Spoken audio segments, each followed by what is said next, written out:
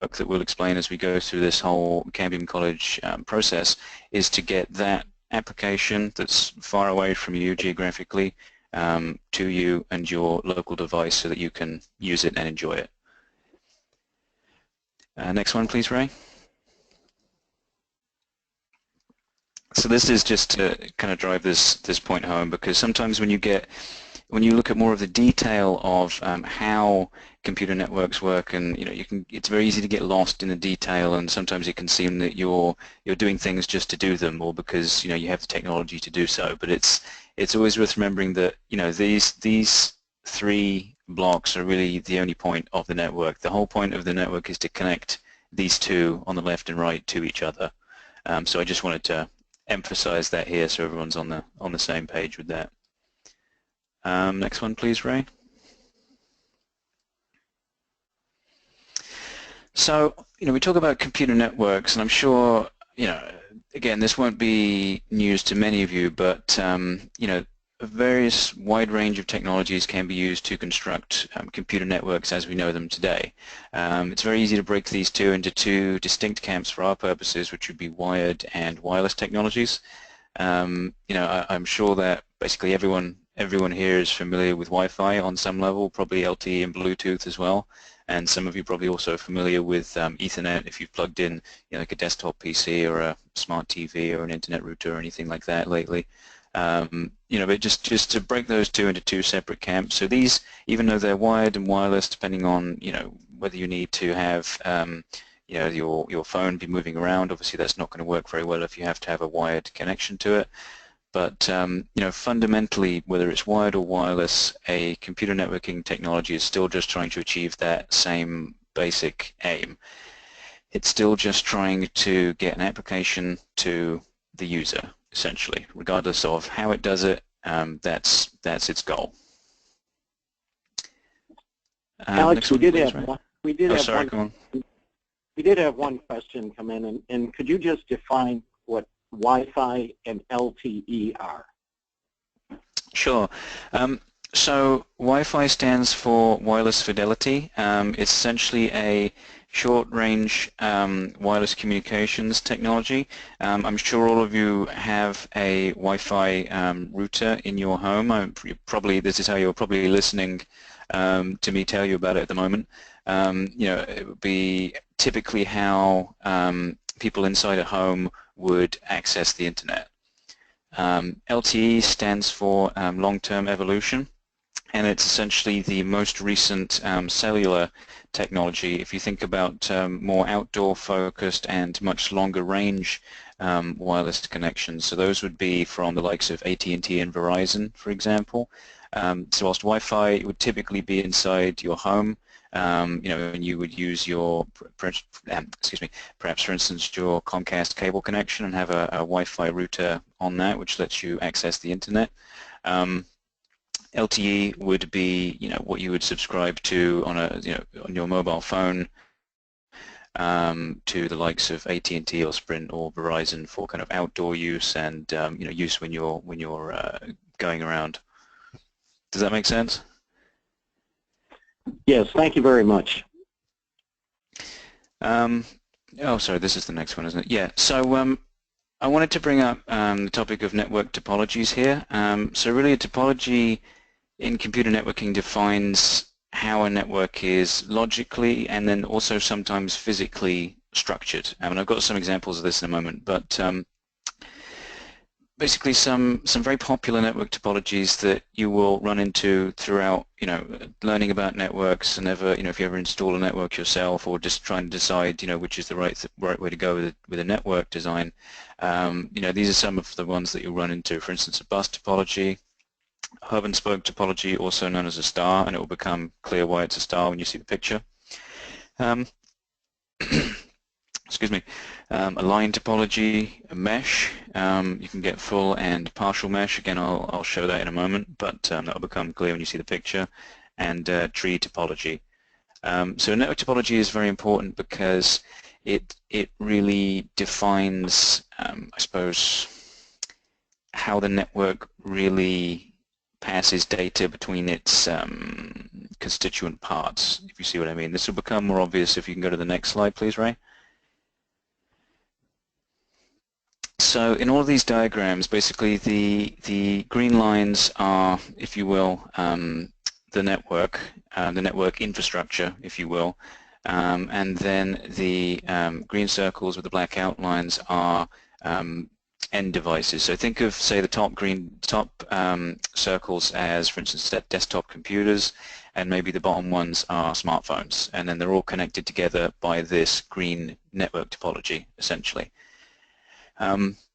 So bus topologies, they're not seen as frequently today as they once were, but they're a pretty core fundamental part of just general network topologies. Basically, you can see that the network really runs kind of in sequence and connects to all of the nodes, as I call them. So the nodes would be the end devices connected to the network, whether that's a PC or a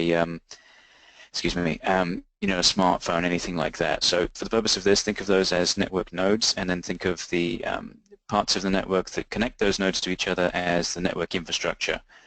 So you can see the infrastructure here basically runs left to right, and it has a bunch of branches and offshoots, one to each node, and you could see that to get to, say, the node furthest on the right, if you think of data coming in on the left, it basically has to go past all of those other nodes, but just stays on that main horizontal network path until it gets to its intended node.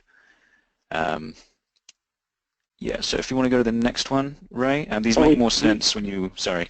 What? Yeah, we do have one question that came in, Alex, Sure. and the question is this bus topology that you're showing here, is it wired or is it wireless? And I think what the question is about is that the green line that connects each of the nodes.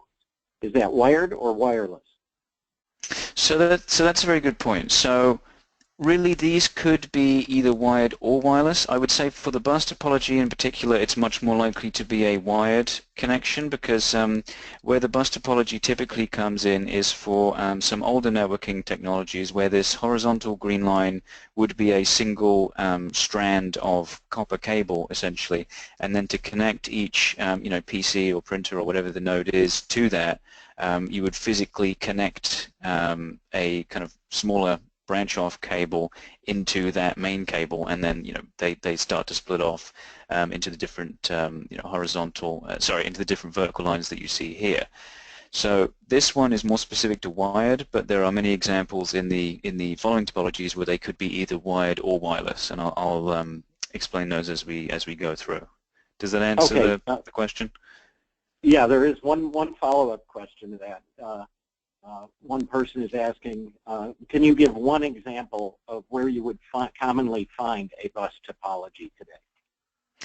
So I must admit, bus topologies are not typically used today very much, but it's still important to conceptually understand them, to understand network topologies. Where they were originally seen is in some of the original Ethernet networks, what was called thinnet or thicknet, where you had this horizontal line here would be a single basically piece of copper cable that ran through the office or through the home, wherever the network is installed. And then to install each one of these nodes, the network engineer would go out and physically tap the cable, as in physically connect a spike through to the copper conductor, and then he would have one of those little vertical offshoots to his PC. I hope that answered the question. Yes, it does. And we've got some more questions, but I think as you move through, you'll find that we've got the answers coming up. Okay. If I get to when we get to the end of just these topologies, because I see one of the questions here, we'll wrap up those ones if that's okay, and just so we get them all covered. Great. So the hub and spoke here. So there's what I should have here, to be honest with you, is another node probably in the center of this to provide the hub, if you will. But essentially, what this network topology does is basically say that, okay, you have a central point in the network which is responsible for basically sending out and receiving data from all the other network nodes. So those nodes aren't connected to each other, but they're all connected back to one central point, and that central point handles the connectivity between all the other nodes kind of as a proxy. So I must admit, apologize for the mistake here on my part. I should have a circle in the middle of this, so my apologies there. But hopefully you can see the intention of the diagram here in that, let's say the node at the top and node at the bottom, if they want to contact each other, they would contact this node in the middle of all of them, who would then pass the messages on. So a good example of this one is very commonly seen in wireless technologies, for example, and Wi-Fi is a very good example of this. So your home Wi-Fi router is basically doing a hub and spoke topology very much like this, where the individual nodes are the kind of the spokes of the wheel, and then your Wi-Fi router is that middle hub piece that passes the information between the devices. So line topology, kind of similar to a bus and kind of similar to a hub and spoke in many ways. If you think of it as kind of a hybrid between those two. So an example of this would be kind of a relay network. So let's say you have a wireless network that's operating over a very long distance, and you need to have multiple radios across the length of that connection that you're trying to make to, cross that distance essentially. So let's say maybe you want to cross, let's say 50 meters, let's say, just for the sake of argument, and each one of your radio links here can do, 10 meters. So you've got, the one on the left connecting to the one next to him, then he relays it to the one next to him, who relays it on until it reaches its destination, essentially. So each of these nodes does have connectivity to each other, but it's not, apart from the one directly adjacent to it, it doesn't have a direct connection to it, essentially. So you can imagine if the middle node here fails, and the same as if the middle node in the hub and spoke fails, then the network essentially will not be able to provide you that end-to-end connectivity. You might be able to connect from, say, the one on the far left to the one on the kind of the middle left, but then they won't be able to connect to the two nodes on the right.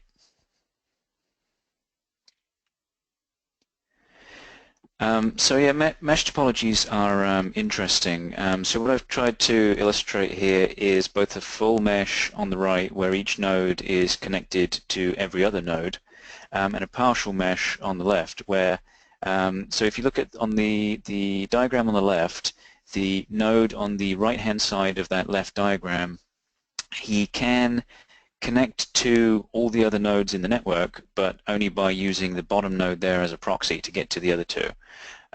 Whereas on the right, he has 3 connections, 1 to each node. So essentially, he can, at will, connect to any of those as he wants to, and you can imagine that in the one on the left, if his single link to the bottom node goes down, then he's essentially cut off from the network, and none of the other guys can contact him, and he can't contact them. However, the one on the right, he'd have to lose, basically all of his 3 connections to, become completely cut off from the network. So there is, redundancy advantages with a full mesh. There's some, overhead of additional connections, and a lot of the time some of the redundant connections won't be used and things like that. But just to compare the two, I think that's a useful comparison.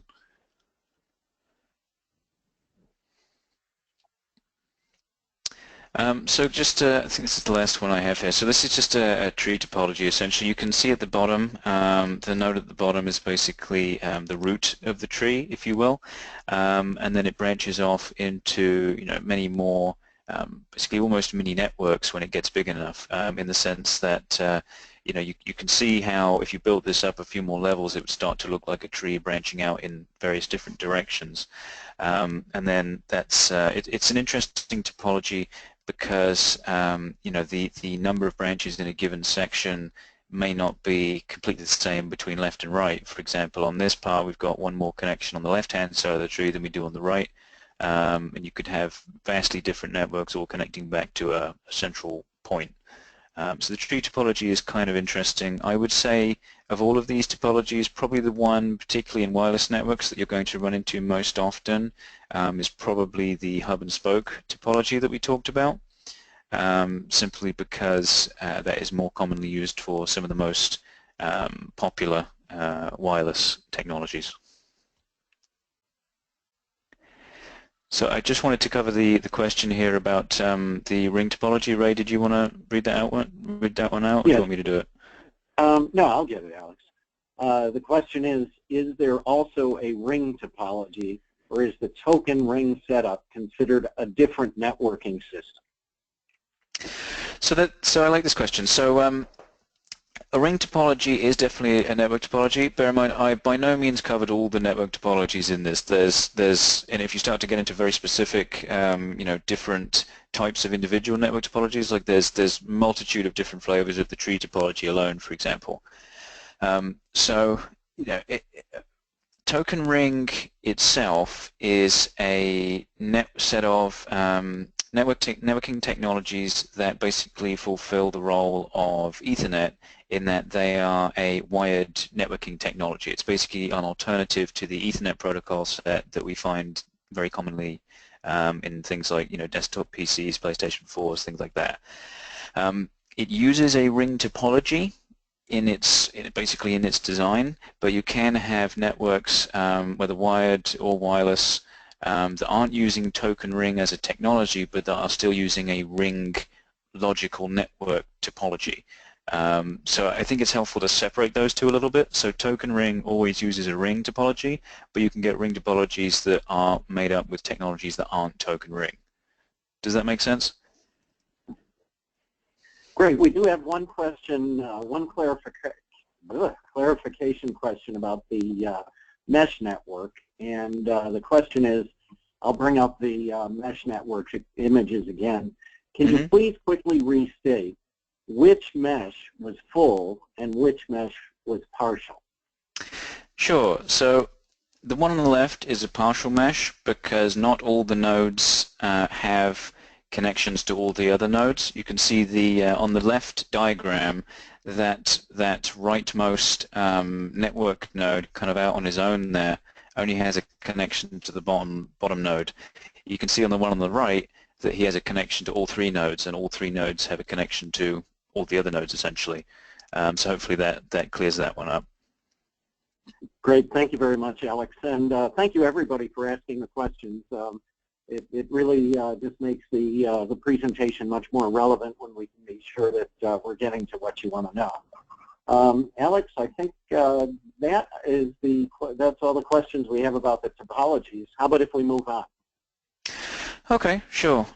So I wanted to talk a little bit about network protocols. So, protocol is a word that you will probably be hearing very frequently, whenever you look at particularly networking. You might hear it quite often in general in technology, but in networking it's very important because if you think about what a network is, it's essentially two distinct separate devices trying to communicate with each other. So, a protocol is basically an agreed upon language used between devices. So if you think of it kind of similar to English, for example, I'm able to communicate with, someone on the street because I can say the same words, that I know that they mean the same thing, I can create sentences using the language, and we have a shared understanding of what those mean. It's essentially the same thing with network protocols, although being computers, they're a little bit more picky than us. So essentially, without a very clearly defined and consistent protocol, network communication is basically impossible. I mean, you can imagine trying to have a conversation with someone who thinks up means down, right means left, and it's very difficult to really get anywhere with that, and especially if you're a computer who doesn't have that ability to kind of infer, meaning from tone and hand gestures and things like that. So it's an important point to mention, I think. Also, it brings up the importance of what are known as industry standards. So there's some network protocols and kind of standards that are agreed upon basically by everyone who makes or operates or sells computer networks. Things like the Internet Protocol, Ethernet, Wi-Fi, for example, are all very, very standardized and agreed upon technologies and protocols essentially. And then there's a whole bunch that are what we would call proprietary, where they may be a standard or a protocol, but only within a certain company's products, for example. So, Apple had a protocol called Apple Talk, which was to communicate between Apple devices. Then if you had a Microsoft PC, that couldn't speak Apple Talk. So just wanted to mention that that importance of protocols, and then also of standard protocols as well, so you all know you're speaking the same language and that you can talk to each other, which is how the network is going to work.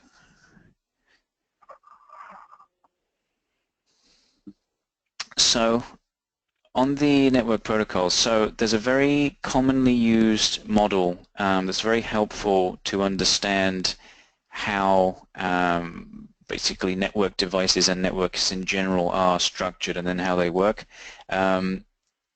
Throughout any study or work on computer networks or computer network devices, you'll see this model a lot.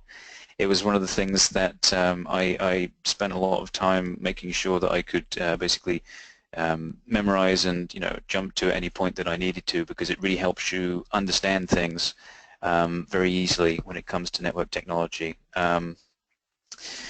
I should point out that as well as Ray's mention of me as the product manager, I also have a master's in network engineering, and this does still come up even at the master's level. And when implementing things in real life, you'll always be referring back to this OSI model, or Open Systems Interconnect model, very frequently. So it's worth just making sure that you get a good understanding of it. So basically what this model is it breaks down a network device or a network, any kind of computer networking functionality, down into 7 logical layers. So the purpose of doing that is that by separating functionality into these layers, one layer can change.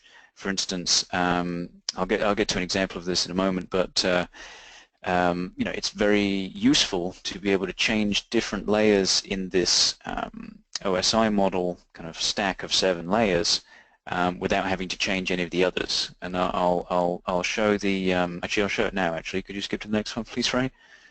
Got ahead of myself for a second there.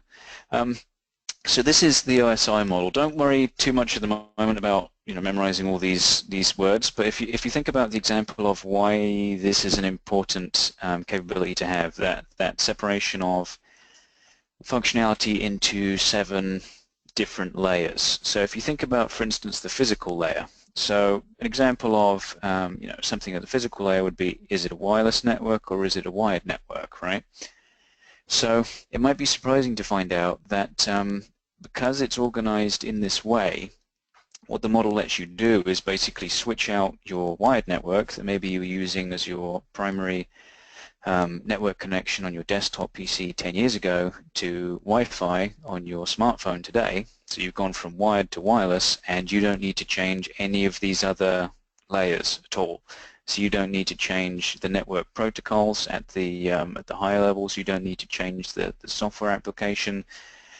Netflix, for example, doesn't know or care whether you're connecting to it with a wired connection or a wireless connection, for example, and that allows them to focus on, developing the application, and they don't have to worry about every other part of this this model, essentially.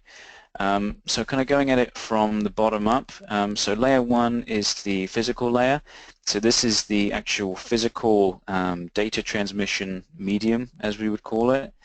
So whether that's a piece of copper wire, whether that's radio waves, infrared, whatever, fiber optic cable, that is the part of the network that is physically moving some kind of electrical charge or some kind of indication of data between 2 physical points.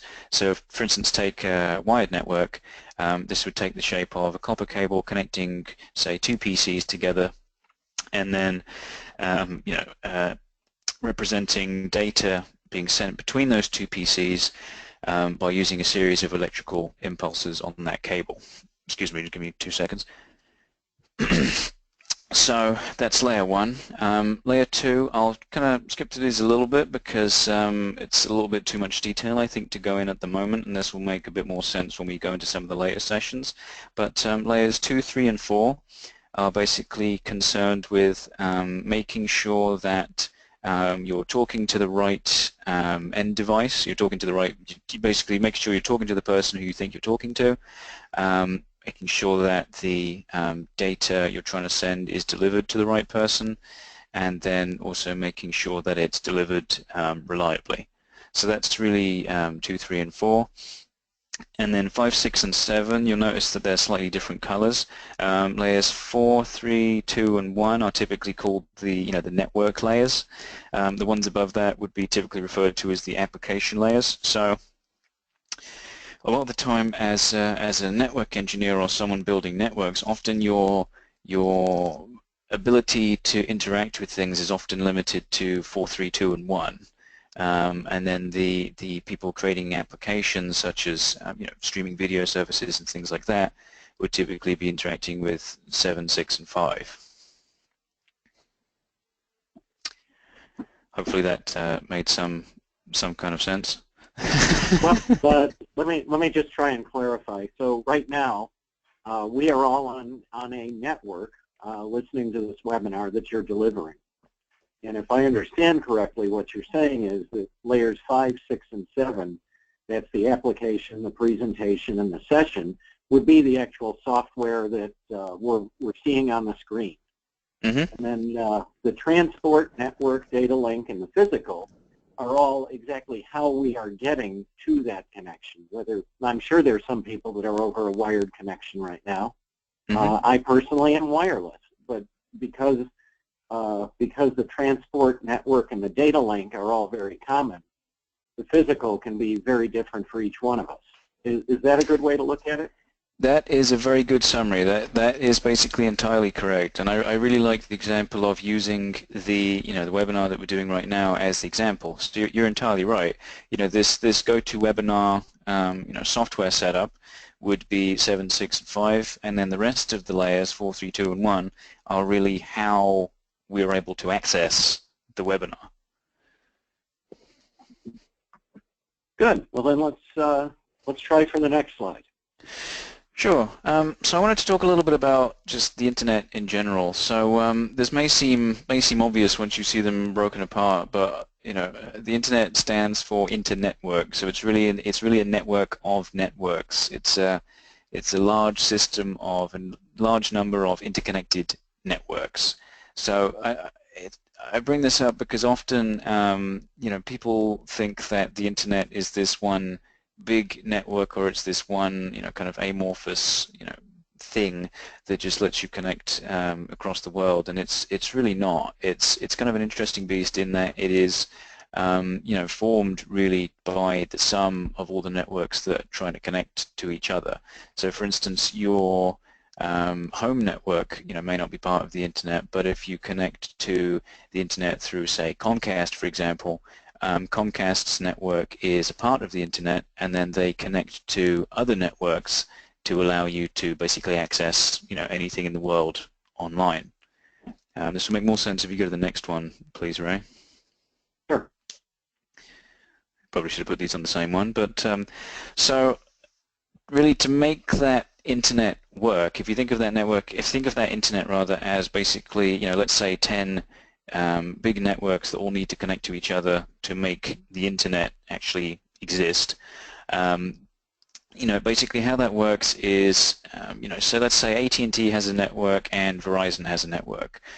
So what happens is they come together and they agree to peer with each other, as it's called. So basically this means that AT&T and Verizon agree to connect their networks to each other because they see it as being mutually beneficial. AT&T's customers can access stuff that services and applications that Verizon's network has, and vice versa. So it's mutually beneficial, and this is really how the internet is created, basically. These peering relationships exist basically across continents and basically across the whole world, which is what allows you to take something, say, on AT&T's network in Chicago, and be able to access a website that may be in Britain on British Telecom's network, because those two network operators have this peering relationship between them. So there's interesting pictures actually online of internet peering maps. If you look those up sometime, those are very interesting because it kind of gives you an idea of the scale of individual networks that are connected to each other to form the internet. I think it's pretty interesting to see. Alex, would there ever be a case where somebody would have their own network that's not connected to the internet? Why would they want something like that? What would they do with it? Yeah, so I think I had something like this on the next slide. If you could just click to that one, please. There you go. Oh, I was getting ahead of myself there. So I suppose just to answer your question, yes, so it's interesting to think about networks in that way as both either public or private, or even sometimes a hybrid of the two. So if you think of a public network, let's say, would be something like Comcast's, cable ISP network. So you pay them a fee, and you're able to basically use the network more or less as you wish within the terms and conditions, obviously. So that's what we would call probably a public network, although admittedly one with a fee. A private network would be a network, for instance, if you drive around or you go around, for instance, any major city, you'll typically see a lot of security cameras around, right? Things on street corners and things like that. So, that's a video surveillance system, and those are all connected by a computer network. But obviously for that use case, video surveillance data is very sensitive. You don't really want people being able to access it as they wish. So you would want that to be a private network where you restrict access to only yourself or only a very small number of people who you want to have access to it. So there's a few reasons why you would have either a public or private network. A lot of it's due to the level of privacy that you want. Maybe you're handling very sensitive data. If you think of maybe a military network, that's a very good example of one that you don't want to be publicly available. So that's kind of the breakdown between those two. It really often comes down to privacy, the types of applications that are being delivered over the network, and really just the intent of the owner of that network. Does that answer your question, Ray? Yes, thank you very much. So on this slide, really just examples of networks. So we kind of talk about networks, and I wanted to start with the kind of somewhat abstract kind of conceptual background to them. We look at the topologies and kind of what the purpose of a network is and all that kind of thing. But I mean, networks are very, very common. I mean, don't look at any of those topologies and think, I don't see something that looks exactly like that. I don't have any networks near me. I mean, like we talked about, a network is how, we're having this conversation now. It's how you can call, your grandmother, tomorrow afternoon. It's how you can do your, submit your homework online, stuff like that. Your typical smartphone can typically connect to 5 different networks at the same time across both short and long range options. Television and radio or other types of network, they might not be computer networks, but they're certainly networks which fulfill a very similar purpose, which is to basically provide access to things, whether that is digital computer data and streaming video and things like that, or whether it's a radio station. It's conceptually very similar. So something kind of amusing to do might be to sit there and say, how many networks can I think of that I've interacted with today, or can I just think of that I'm using at any one point in time? And it's really quite a high number today, to be honest. I mean, for instance, if you have your desktop PC connected to a wired connection, you've got 1. You might have your smartphone next to you that has Wi-Fi and LTE turned on, so that's 3. You might be wearing some Bluetooth headphones, that's 4. That's really quite a lot of different networks and different network technologies that you may not even notice day to day that you use all the time, and really make quite a positive impact on pretty much everything that you do. So, yeah.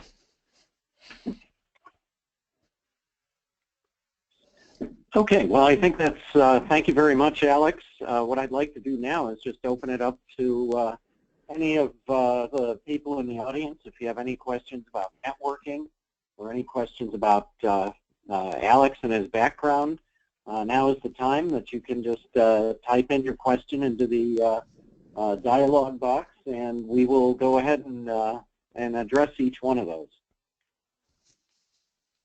In the meantime, while we're standing by for a few questions to come in, I'd just like to remind everybody that if you join the Cambium Networks community, you can post any questions that you have at any time, and you'll find that your question may be answered by either Alex or myself, or even some network operator.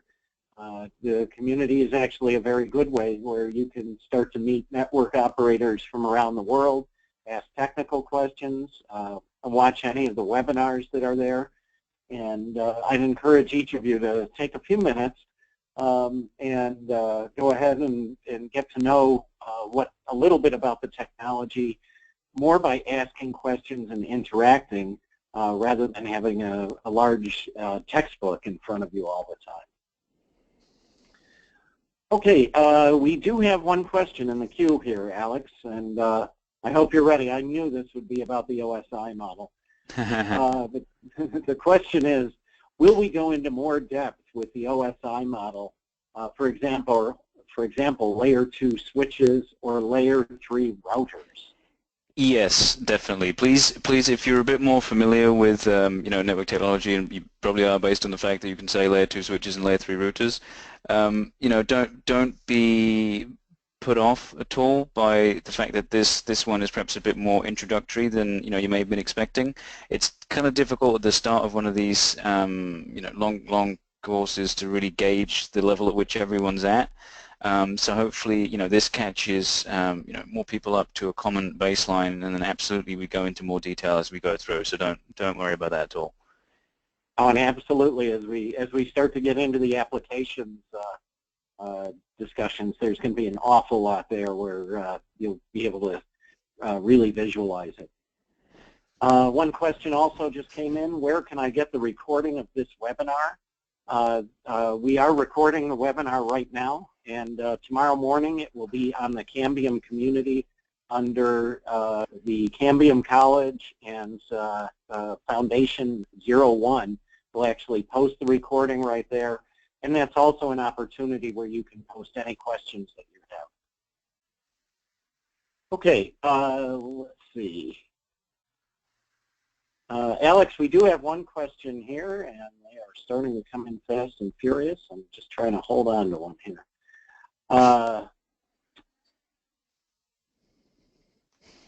This question is, could you briefly describe your personal path from which college you went to how you got to be a product manager? Well, my path is somewhat strange in that I started at Motorola, as it was, in 2008. I had not been to college or university, as it would be, as I'm from England, and basically managed to get in at a entry-level position based on self-study that I had done. And basically during my time there, I learned more and progressed through to more of a higher role in engineering, whilst working on my MSc in network engineering kind of in the background. I had a remote learning degree, basically, with the Open University, which is actually very good. So from that, I then went from kind of test engineering through to system architecture and design, which is also a very interesting topic. I then did some marketing activities as well, more on the technical marketing side, and then basically moved into product management. Hopefully that answers the question.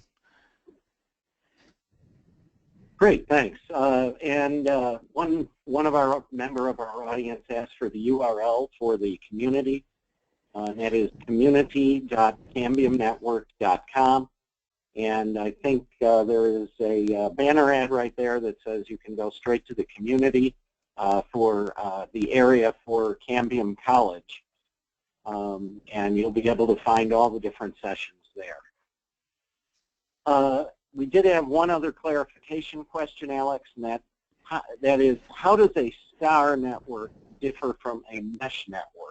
And let me just go back to those slides. So here's Okay, a yeah. mess. Yeah, the mesh one should do. So if you think about a star or a hub and spoke topology, those two are the same thing. So if you think about what that fundamentally was doing was it had one single central point, which all of the other nodes were connected to, and for each one of those nodes to contact another node, they had to go through that central node. So that central guy acts basically as a relay between each of the other network nodes. So as you can see in the mesh topology here, that's not the case. So as opposed to the hub and spoke where you would have just that central point is the only one connected to every one of the other nodes, in the mesh you can see there, for instance, especially on the full mesh on the right here, each one of the nodes is connected to every one of the other nodes in the network. So they don't need to have that central node as a proxy at all to contact each other. Hopefully that answered the question. Great. One other question came in, and will we get a PDF of this webinar? I've got the slides. What I will do is actually post them to the Cambium Networks community under the Foundation 01 thread, so you should be able to find those. Let's see, this audience member, Omar, says, great presentation, important concepts, and it's easy for beginners to understand. So thank you very much. Well, thank you, sir.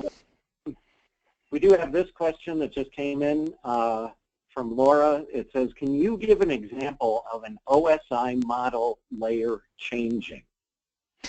Yeah, so I was just about to say if you could go to the OSI layer one here. So the easiest example here is if you think of layer one, that physical layer. So that's really the layer that determines the actual physical medium, if you will, that we're using to transmit data. So if you think about wired networks and wireless networks, in a wired network, that layer one is a piece of copper cable, typically, whereas in a wireless network, it's a radio transceiver that it's sending and receiving data wirelessly over the air. So that's probably the easiest example of imagining an OSI model layer changing is just switching out a wired network for a wireless one. You're switching that layer one component, essentially. Does that make sense? We will see. Another question came up from Dwight about the OSI model. It got my attention. Will there be more detail on the OSI model in future sessions? I think that would be pretty useful. I think probably the most useful time to do that is maybe in a couple of sessions' time when we've gone through, maybe a little bit more detail about what each part of the model is.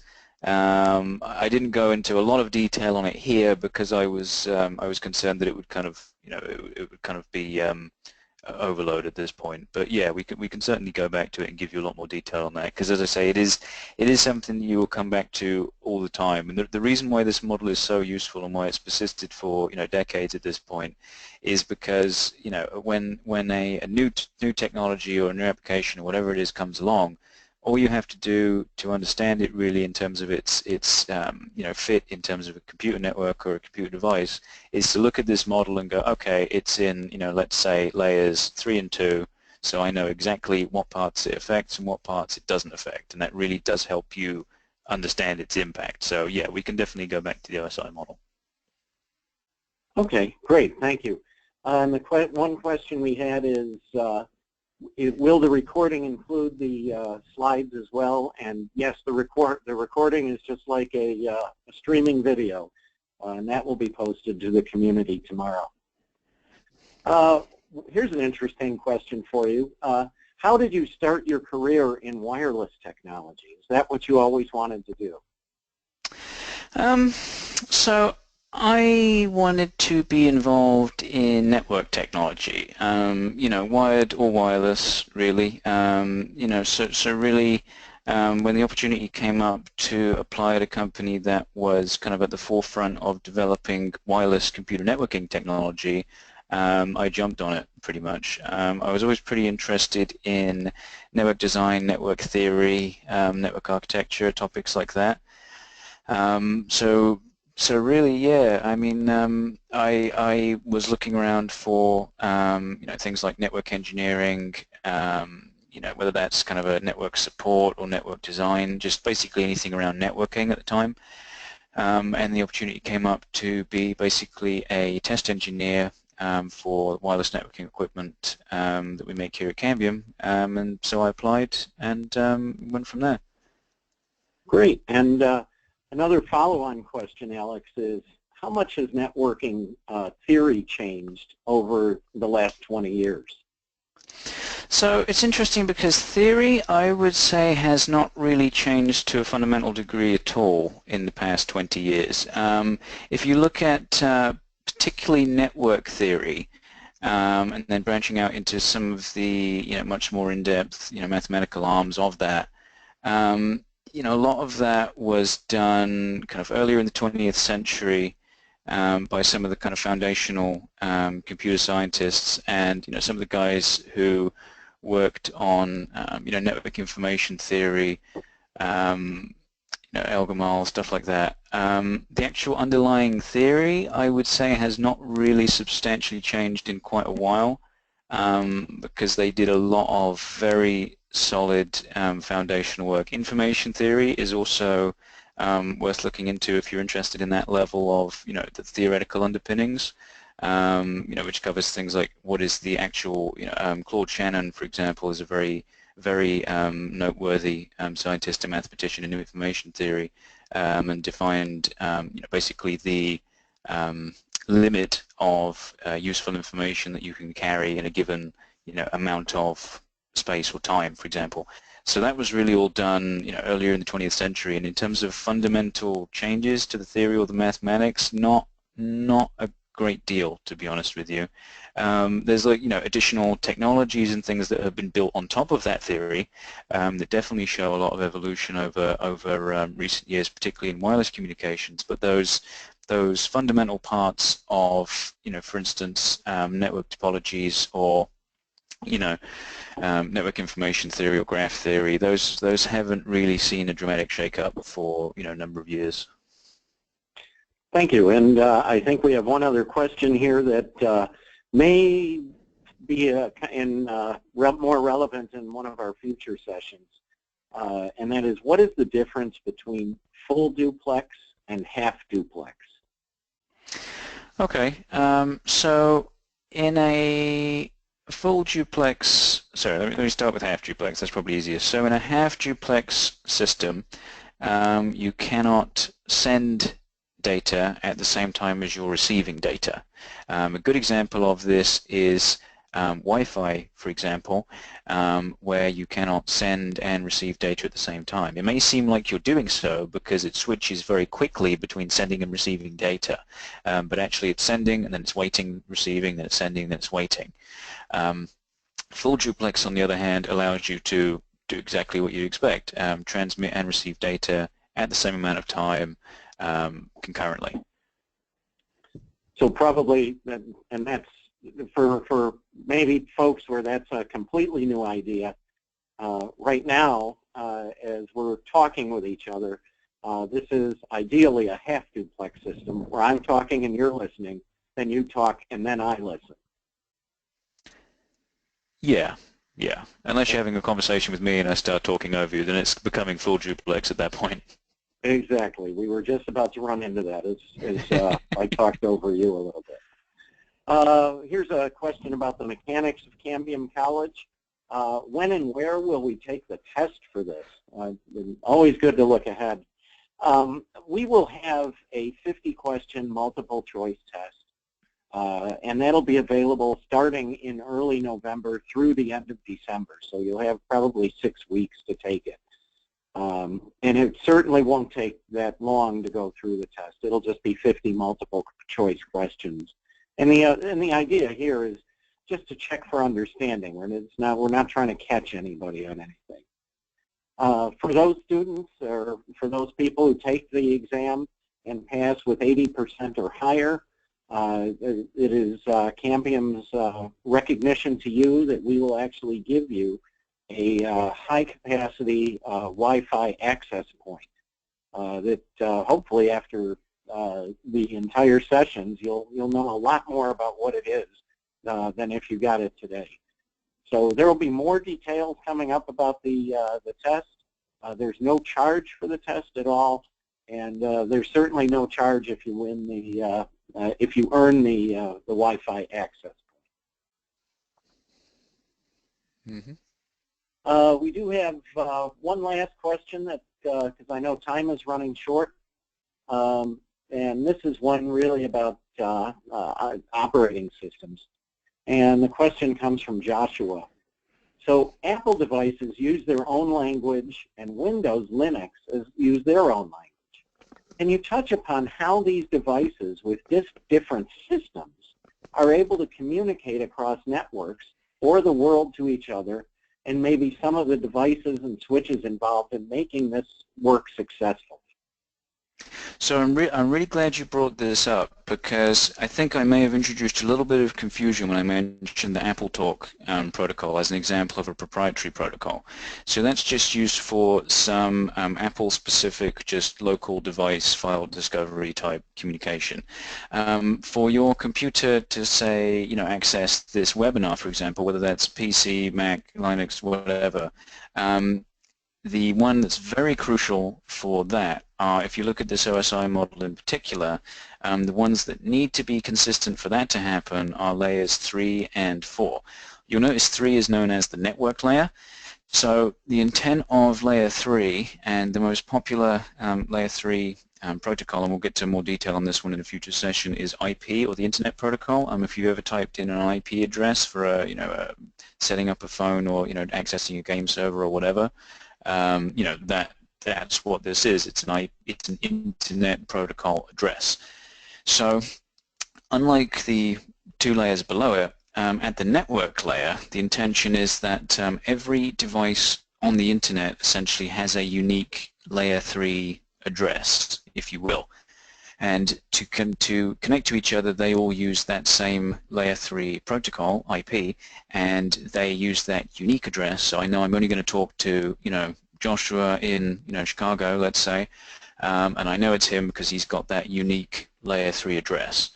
So this is what I was trying to get at with, standard protocols, in that Apple Talk is a proprietary protocol, so you can only use it just kind of locally.